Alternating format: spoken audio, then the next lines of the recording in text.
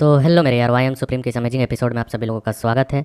तो इस बार जिन्होंने हमारे न्यू मेंबर के तौर पे ज्वाइन किया है उनमें है सोनू राज, हरप्रीत सिंह, शुभम, जेरी, रोहन सिंधे, सागर भोइया, रंजीत भगत, अंकित कुमार। तो आप सभी भाइयों का न्यू मेंबर के तौर पे स्वागत है। तो जैसा कि हम सभी लोगों ने लास्ट एपिसोड में देखा था कि वे सभी लोग अपने अपने घर की ओर निकल चुके थे, और इस एपिसोड की शुरुआत में हम जिन जुआन कॉमर्स गिल्ड को देखते हैं, जहाँ पर लियन और जिन जुआन बैठे हुए होते हैं, और जिन जुआन जो होती है वह लियन को टी सर्व कर रही होती है, और वह कहती है कि यंग मास्टर लियन, क्या आप सचमुच में कल जा रहे हैं? तो लियन कहता है व्हाट्स रॉन्ग, आखिरकार इसमें दिक्कत क्या है, कोई गड़बड़ी है? आखिरकार जो हमारा जो मर्चेंट अलायंस का जो अल्केमिस्ट का डुअल था वह बहुत ही ज़्यादा नज़दीक आने वाला है, मुझे उस कॉन्फ्रेंस में अपेयर तो होना ही होगा ना। अगर मैं वहाँ पर पहुँच जाता हूँ तो मुझे बेटर फील होगा, इसलिए मुझे जल्द से जल्द यांग सिटी में चले जाना चाहिए, वही मेरे लिए बेहतर होगा। फिर वह उसके सामने बैठकर कह रही होती है, पहले मैं सिस्टर लिंगर के लिए काफ़ी चिंतित रहती थी, लेकिन मेरी सारी चिंताएं दूर हो चुकी हैं जब से मैंने यंग मास्टर लियन के टैलेंट्स को देखा है। ना केवल मैं पूरी तरह से व्यापारी गिल्ड के लिए श्योर हूँ कि वह उभर उठेगा पहले की तरह, बल्कि पूरे तियानू क्षेत्र में हमारे टक्कर का कोई नहीं रहेगा जब तक आप हमारे साथ हैं, क्योंकि यहाँ पर इस तियानू में जितने भी यंग जनरेशन में जितने भी टैलेंटेड लोग हैं उनमें से कोई भी आपके जैसा दूसरा व्यक्ति नहीं होगा।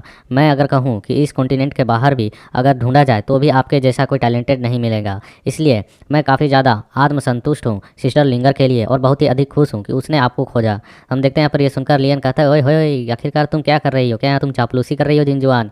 मैं यहाँ पर अपनी कल्टीवेशन को इतना भी ज़्यादा खास नहीं मानता हूँ, इस जगह पर एक से एक टैलेंटेड लोग भरे हुए हैं, इसलिए इन चीज़ों के बारे में तारीफ करना बंद करो, और मुझे एक एकांतवास जगह चाहिए जहाँ पर मैं थोड़ी देर के लिए अपना कल्टीवेशन को करना चाहता हूँ ताकि कुछ सुधार कर सकूँ, इसके लिए थोड़ा परेशान कर रहा हूँ, सो सॉरी। तो हम देखते हैं सुनूंगा कहती है कि नहीं यंग मास्टर लियन, बिल्कुल भी आपको विनम्र होने की आवश्यकता नहीं है, आपकी मदद करना तो मेरे लिए काफ़ी अच्छी बात है। अगर मैं आपकी मदद ना कर पाई तो किस काम के आऊँगी, क्योंकि अगर आपने उस फॉरेस्ट में मेरी जान ना बचाई होती तो मैं अब तक लाश में बदल चुकी होती, और मेरी लाश जो होती वह अभी ठंडी हो रही होती है। इसलिए जिन जुआन कॉमर्स गिल्ड जब तक यहाँ पर मौजूद है और सही सलामत है, वह आपकी पूरी तरह से सेवा करने के लिए हाजिर है, मतलब कि एक तरह से वह कह रही होती है कि पूरी तरह से समर्पित है, वो भी निःशुल्क फ्री में। और हम देखते हैं इसके इस तरह की बातों को सुनकर जो लियन होता है वह कहता है उससे कि वादा बहुत ही भारी है तुम्हारा कि तुम पूरी तरह से समर्पित करना चाहती हो अपने गिल्ड को मुझ पर, लेकिन जो तुम्हारा गिल्ड है वह अपने लाइफ एंड डेथ के सिचुएशन में भी मेरा साथ देकर अपनी फ्रेंडशिप को पहले ही साबित कर चुका है, इसलिए अब तुम्हें और भी ज़्यादा कुछ करने की आवश्यकता नहीं है, बस तुम ईमानदारी से मेरे साथ इसी तरह बने रहना। हम देखते हैं ये बातें सुनकर वह कुछ फील कर रही होती है, और फिर कहती है थोड़ी हिचकिचाते हुए कि जब तक यंग मास्टर लियन को याद रहेगा कि जिन जुआन आपकी फ्रेंड है, बस मेरे लिए इतना ही काफ़ी होगा। हम देखते हैं सुनकर लियन उसकी ओर देखता है और कहता है कि आखिरकार तुम इस तरीके से क्यों कर रही हो कि जैसे हम हमेशा के लिए बिछड़ रहे हैं और फिर मैं तुमसे दोबारा कभी नहीं मिलूंगा। यदि तुम चाहो जब भी अकेला महसूस करो तो तुम मुझे खोजते हुए आ सकती हो, अगर तुम चाहो तो वहाँ गिल्ड के टूर्नामेंट में भी मेरे साथ चल सकती हो, वहाँ सोयू यांग सिटी में तुम्हारी सिस्टर डिंग लिंगर भी है, तुम वहाँ पर ठीक रहोगी। हम देखते हैं सुनकर वह कहती है नहीं नहीं यंग मास्टर लियन, बस मैं आपको यहाँ से जाते हुए देखने की हिम्मत नहीं कर पा रही हूँ, मेरे लिए उचित रहेगा कि मैं कल बाहर ही ना आऊँ जब आप जा रहे हो।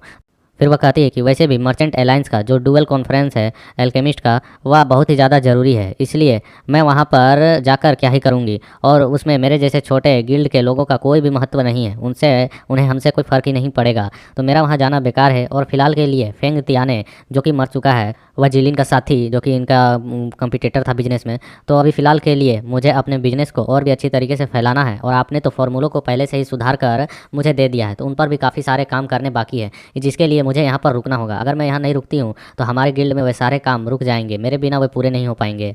और फिर वह कर रही होती है थोड़ी सी एक्साइटेड होते हुए कि लेकिन यंग मास्टर लियन, एक बार जब मैं सब कुछ ठीक कर लूँगी उसके बाद अगर मुझे पता चलता है कि यंग मास्टर लियन आप किस जगह पर स्थित हैं, तो क्या मैं आपसे मिलने के लिए बिना हिचकिचाहट के आ सकती हूँ, और आप क्या मुझे उस समय मिलेंगे? हम देखते हैं इसके इस तरीके की बातों को सुनकर लियन उसके सर पर अपने हाथ को रखकर सहलाते हुए कहता है कि ऑफकोर्स बिल्कुल मैं तुमसे मिलूंगा, आखिरकार मैं तुमसे क्यों नहीं मिलूंगा। और फिर हम देखते हैं उसके बाद हमारा सीन शिफ्ट हो जाता है और हम वर्ल्ड वॉर मोनूमेंट के अंदर देखते हैं जहाँ लियन एंट्री लेता है, और लियन के सामने उसका स्टूडेंट मो सियाओ चुआन बैठा हुआ होता है, और वह धीरे से अपनी आंखों को खोलता है, सामने की ओर देखता है और मुझे स्माइल करते हुए कहता है, ओए जूनियर तुम कैसे हो, यहाँ पर आओ मेरे सामने बैठो। और हम देखते हैं इसके इस तरीके के रवैये को देखकर लियन को थोड़ी सी इरिटेशन होती है, और फिर लियन उससे कहता है कि तुम्हें कैसे यकीन है कि मैं तुम्हारा जूनियर हूँ?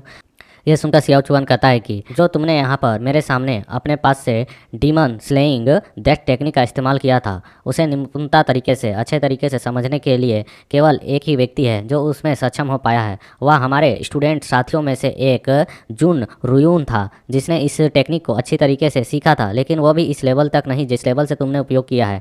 तुम्हारी चाल काफ़ी स्ट्रॉन्ग तो नहीं थी, लेकिन तुम्हारी जो स्वॉर्ड की इंटेंट थी वह जुन रुयून के मुकाबले कम नहीं था। जब तक ये टेक्निक तुम्हें खुद मास्टर पर्सनली तौर पर नहीं सिखा देते हैं, तब तक जुन रुयून भी इस लेवल तक उस टेक्निक का उपयोग नहीं कर सकता है, और मुझे नहीं लगता है कि वह सिखाना चाहे तो वह इस लेवल तक सिखा सकता है, क्योंकि वह इसमें खुद ही सक्षम नहीं है।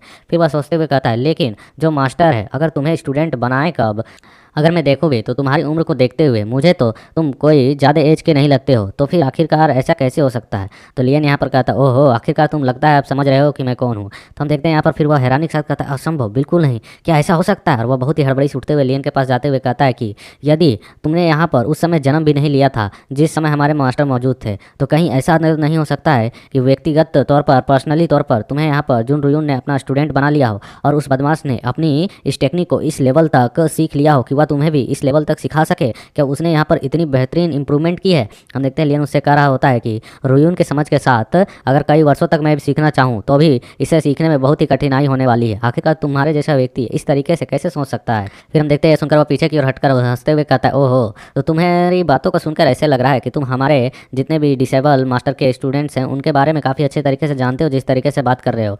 यदि तुमने मुझे यहाँ पर बचाया है और अपना आभार व्यक्त किया है, इसलिए मैं यहाँ पर तुम्हें एक मौका देना चाहता हूँ। जल्दी बताओ, आखिरकार तुम यहाँ पर इस तरीके से मिस्टीरियस व्यक्ति बनने का क्यों दिखावा कर रहे हो? तुम कौन हो? अपनी पहचान क्लियरली तौर पर बताओ, और यह जगह कौन सी है जहाँ पर तुमने मुझे लाकर रखा है? तो हम देखते हैं यहाँ पर इसके इस बातों को सुनकर लियन कैजुअली तौर पर हाथ के ऊपर करके कहता है कि ये वर्ल्ड गोन मोनूमेंट है, जो कि एक डिवाइन आर्टिफैक्ट है। हम देखते हैं सुनकर वह थोड़ी खामोश होता है, कहता है, व्हाट? आखिरकार तुमको लगता क्या मैं बेवकूफ़ हूँ? हर कोई जानता है कि यहाँ पर डिवाइन लेवल की आर्टिफैक्ट केवल एक है, जो कि है नोक आर्क, जो कि उस प्रिंस के पास मौजूद है।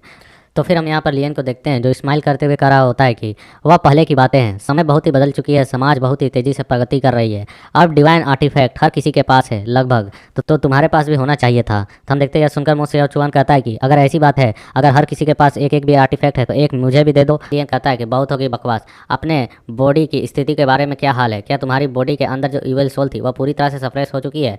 हम देखते हुए कहता है कि अभी जो मेरी यहाँ पर गुआन युआन एक्वा पॉइंट है वह क्लोज हो चुकी है, इसमें कोई हलचल का संकेत नहीं है। यह निश्चित तौर पर मरा हुआ तो नहीं है, लेकिन यह इस हालत में भी नहीं है कि इसे जिंदा कहा जा सके, वह इस तरीके से सप्रेस है। तो लियन कहता है कि यह तो बहुत ही अच्छी बात है, कम से कम यह तो पता चला कि वह इविल सोल अब बहुत ही ज़्यादा कमज़ोर हो चुकी है, लेकिन तुम्हें लापरवाह होने की आवश्यकता नहीं है। अगर इसका सही तरीके से इस्तेमाल किया जाए तो यह तुम्हारी एक बहुत ही बड़ी संपत्ति बन सकती है, ट्रेजर बन सकता है, एसेट बन सकता है। तो ये सुनकर वह कहता है कि क्या मेरी संपत्ति, मेरी एसेट, मेरी ट्रेजर, वो भी वो इविल सोल, कैसे? देखते हुए कह रहा होता है कि तुम्हारा मतलब क्या है, क्लियरली तौर पर बताओ, आखिर मैं इसका इस्तेमाल कैसे कर सकता हूँ? और वह कहता है, तुम्हारा कहने की बातें जो है बहुत ही आसान है, लेकिन ये चीज़ें करनी बहुत ही मुश्किल है, या हेवन तक पहुँचने से भी कठिन है कि मैं इविल सोल को यहाँ पर अपने लिए इस्तेमाल कर सकूँ, जो मेरी बॉडी को इस्तेमाल करना चाहती है।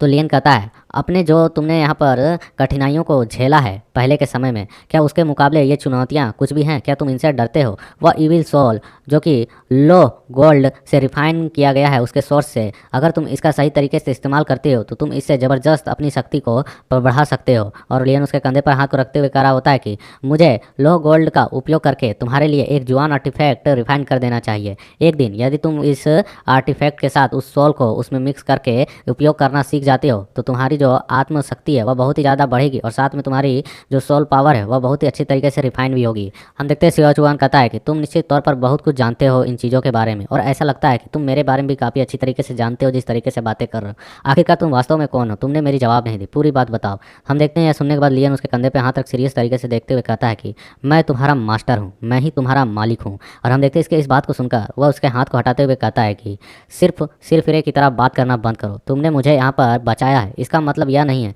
कि तुम मेरे सामने किसी भी तरीके के बकवास और मजाक को कर सकते हो, इससे तुम्हारी जान भी खतरे में आ सकती है। और हम देखते हैं यहाँ पर यह सुनकर लियन उसके कंधे पर थपथपाते हुए और कहता है, ओहो देखो ये छोटा सा बच्चा मुझे धमकी दे रहा है, मुझे मार सकता है, ये ऐसा कर रहा है। और हम देखते हुए कह भी रहा होता है कि ओए आखिरकार तू इतना ज़्यादा साहसी कैसे हो रहा है? क्या तुम नहीं जानते हो कि मैं एक मार्शल सोवरेन हूँ? हम देखते लियन कहता है, ओहो मैंने तेरे जैसे कई मार्शल सोवरेन को 100 वार धोया है, अगर तुम्हें हिम्मत है तो मार के दिखाओ। हम देखते हैं वो कहता है कि अच्छा इतना एरोगेंट, क्योंकि तुम मुझे यहाँ पर खुद को पिटाने के लिए जोर दे रहे हो, मारने के लिए, तो मुझे बाद में इसके लिए पछतावा कराने पर मजबूर मत करना। इसलिए मैं तुम्हारी अब इस इच्छा को पूरा करूंगा जो तुमने कहा है, तो मैं तुम्हें मार कर दिखाने वाला हूँ। और हम देखते हुए एक पल में वहाँ से गायब हो जाता है और बहुत ही तेजी से लियन से दूर हट जाता है, जिसकी वजह से वहाँ एक विंड प्रेशर भी क्रिएट होती है। और फिर हमें दिखाया जाता है कि जो मो सियाओ चुआन होता है वो अपने कई सारे क्लोन्स बनाकर लियन के चारों ओर घूम रहा होता है, ताकि वह लियन को मार सके और उसे यहाँ से भागने से रोक सके। और वह अपने मन में कर रहा होता है, मैं उसे सबक सिखाना चाहता हूँ, उसने मेरी जान तो बचाई है, इसलिए मैं उसे जान से नहीं मारूंगा, लेकिन इतना जरूर मारूंगा कि वह फिर इस तरीके का मजाक मेरे साथ ना कर सके। उसके अगले पल हम देखते हैं उसके जो 4 स्टेप टेक्निक उपयोग कर रहा होता है, उसी का उपयोग करके लियन उसके बगल में पहुंच चुका होता है और कहता है कि मैंने तुमसे पहले कहा था यह जगह जो है यह मेरी वर्ल्ड है और यहाँ पर जितने भी रूल्स चलते हैं वह मेरे चलते हैं। तुम मार्शल सोवरेन अपने घर में होगे, मेरे सामने बिल्कुल भी नहीं। और हम देखते हैं यहाँ पर लियन उसे वहाँ पर किक मारकर दूर फेंक देता है और वह फिर दूर जाकर खुद को संभालते हुए अपने हैंड साइंस को बनाने लगता है। और जिसकी वजह से हमें दिखाया जाता है एक बड़ी सी गोल्डन हैंड तैयार हो चुकी होती है, जिसका नाम होता है हेवन एंड अर्थ सील। और उस हेवन एंड अर्थ सील को परफॉर्म करते हुए देखकर लियन कहता है कि मैं तुम्हारे रवैये से बहुत ही ज़्यादा खुश हूँ, बिना डरे इतने ताकतवर हमले का सामना करना। चलो, चारों दिशाओं के इस सील को काफ़ी शक्तिशाली तौर पर तुमने परफॉर्म तो किया है, लेकिन तुम्हारी जो टेक्निक है वह अभी भी थोड़ी सी अधूरी है, इसमें समझ अभी तुम्हारी बाकी है। और इसकी इस बातों को सुनकर वह गुस्सा हो जाता है और वह अपने पाम को भेजते हुए कहता है कि तुम यहाँ पर अपने बारे में कुछ अधिक ही सोच रहे हो, कुछ ज़्यादा ही खुद को सर्वश्रेष्ठ दिखाने की कोशिश कर रहे हो इन शब्दों का प्रयोग कर। बट हम लियन को देखते जो अगले ही पल उसके सामने पहुंचकर उसके हैंड साइन को एक जरा सा बदल देता है और हम देखते हैं उसके हाथ को बस थोड़ा सा डाउन से अप एंड किया होता है, जिसकी वजह से वह हैंड सेल वहाँ पर गोल्डन कलर की बनी होती है वह डिस्ट्रॉय हो जाती है। और उसके डिस्ट्रॉय होते वहाँ पर थोड़ी देर के लिए सन्नाटा और खामोशी छा जाती है और जो मो सियाओ चुआन होता है वह काफ़ी ज़्यादा कांप जाता है। उसके लिए सोचने भर हो जाता है कि आखिर यह चीज़ कैसे संभव हो सकती है, मेरी एक पावरफुल अटैक इस तरीके से डिस्ट्रॉय कैसे हो सकती है अचानक से।